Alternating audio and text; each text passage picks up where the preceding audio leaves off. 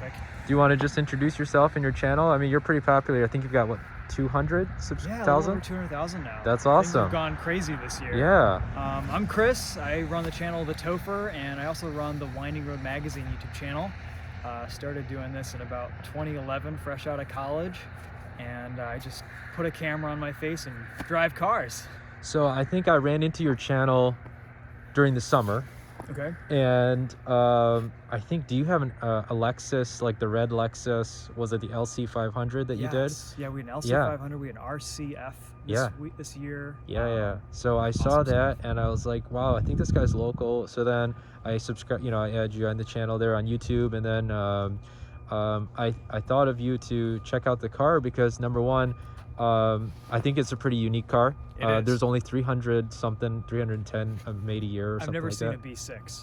Yeah, same here. So before I bought the car, I didn't even know the B6 existed. So and I'm a car guy. Like, I'm interested in cars, so I'm pretty, I know in Germany they have like the B4 or the B6. I thought it was maybe a European special, but I didn't know they brought them to the US. So I thought it'd be a great opportunity to meet, obviously, and then also for you to check out the car. So without giving away too much, because I know you filmed as well, what are your thoughts? And be honest, I mean, there are positives and negatives to the car for sure, but I think at this price point it offers a lot of bang for your buck.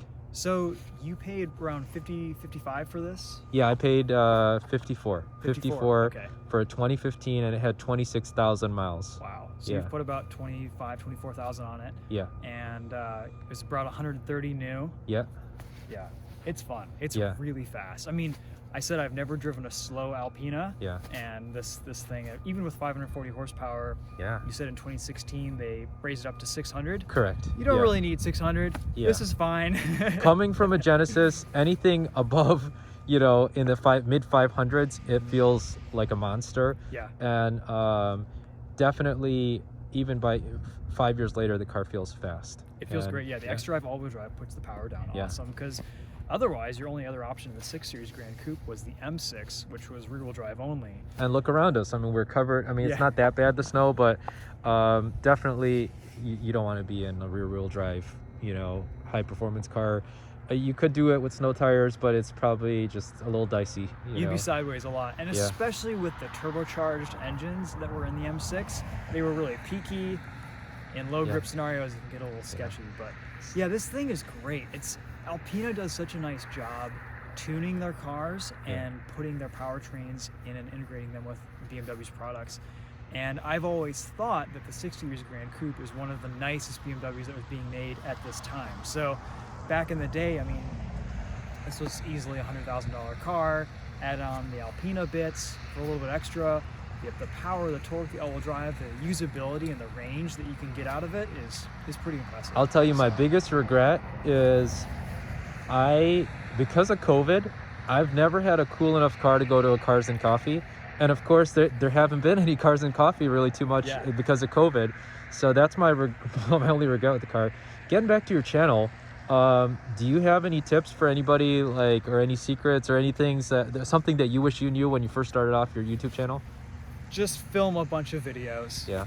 Go film your first 100 videos.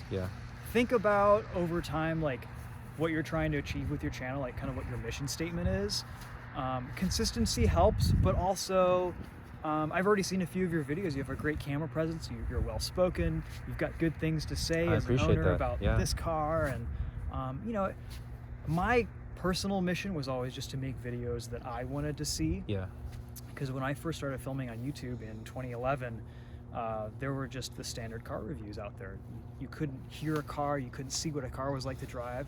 So my goal has always just been to do POV videos, which I think really gives a good example of what it's like to drive a vehicle. And with the binaural audio, I don't know if you've ever listened with headphones, but if you check out my videos on the B6, it's like you're in the car. It's kind of freaky. That's awesome. One thing I appreciate about you is, you're very thorough. And it's also you're the same person in person that you are in your videos. So it's not an act. It's not that was one thing when I started my channel. I was like, I don't want to make a certain personality for myself. Whatever. I'm not going to be as entertaining as maybe the most entertaining person out there, but I just want to be myself.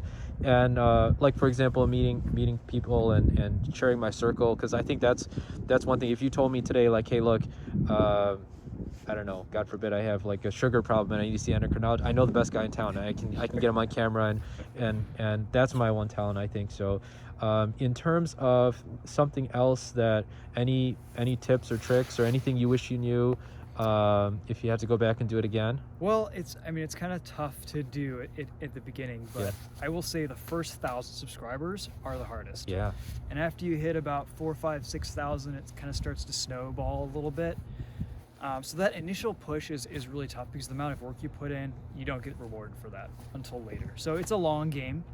And I think I encourage anyone who's interested in starting a YouTube channel to just start and film as much as they can, or as much as they want to, because everyone offers a different perspective, right? Like, you've got your opinions and the things that you value in a car, and as a driver and as a car enthusiast, and that may align with other people or it may not align with other people, but people will find you and kind of gravitate towards people who share their viewpoints. One of the things I didn't notice is that being on camera, I just did it right there, saying like those pauses, or being natural on camera, because when I see a patient, I have time to sound like academic and like, you have this cardiac condition, but on camera, there's certain things that you do or certain mannerisms you do that you didn't even realize, like just right there. And when I'm listening to it in playback, I'm like, God dang it, I said again. It took me years to stop humming.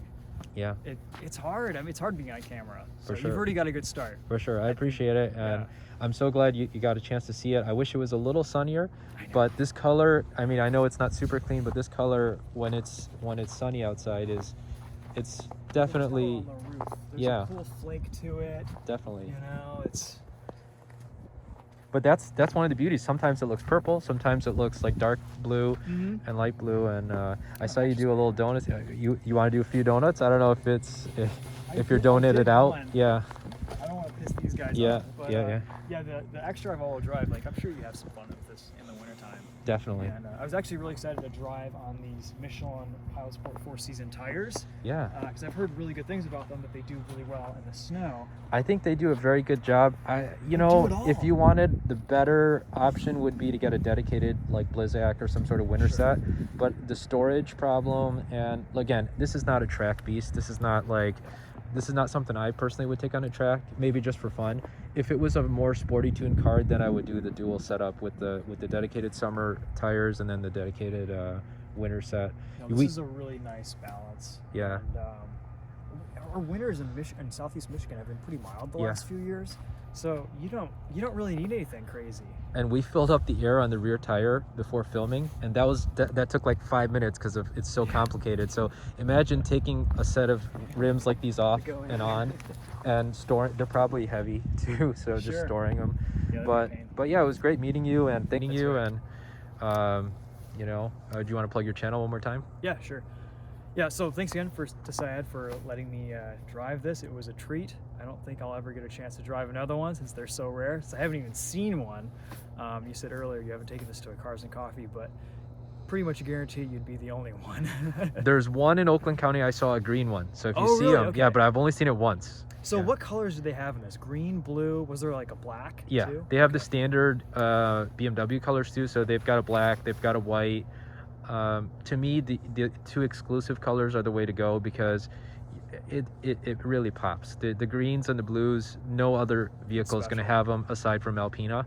And I heard Syed has got the XB7, so I don't know, maybe he'll let you film that. I saw that. Yeah. I didn't even know the XB7 existed until I saw that he had just rolled up in it, and we had just had a B7 a few weeks earlier. Yeah. So I'm sure it's just the. What color is that one? It's green. Okay. Yeah, that's the way you got to go. Yeah. And the cream interior is really hard to keep clean, but if I ever got an Alpina again, it would definitely be blue or green. Yeah. One of those two. Yeah. All right, take care. So thanks again. Thank you. If you want, check out my channel, TheTopher. I'm sure you'll link to the video review. You've also got a couple pretty cool videos from Eddie X on this car. And you've got a monopoly on all the Alpina B6 videos on YouTube now. Definitely, which is great. Definitely. I like that. I found my niche. Be sure to To everybody out there, be sure to add the channel, subscribe, like the video, and we'll include the link in the description below. Take care.